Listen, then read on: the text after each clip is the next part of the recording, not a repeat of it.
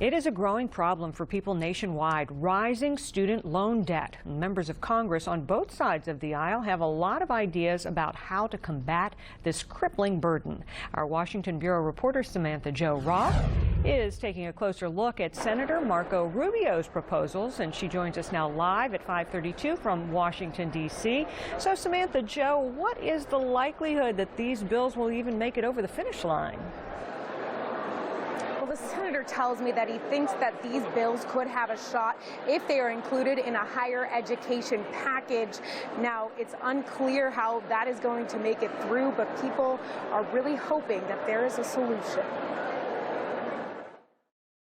$1,000 of student loans when I graduated. It took Senator Marco Rubio 16 years to pay off his student loan debt, a burden he'd like to reduce for others in the future. In many cases, the interest payments end up being larger than the loan itself. That's why he filed a bill that would allow students to pay a flat rate, generally 25% of the loan, which would not grow over time like interest. Puts everybody automatically on an income-based repayment plan. You can always pay more. You can always pay extra to get rid of the loan sooner. This is something I think that adds to the conversation about the best way that students can borrow and successfully repay their loans. Emily Bockwest, an expert on education policy, says one of the senator's other ideas, a bill that would require more transparency from universities about tuition costs and fees, has been gaining traction over the years. When today's students are looking to choose the best program, they had more information about expected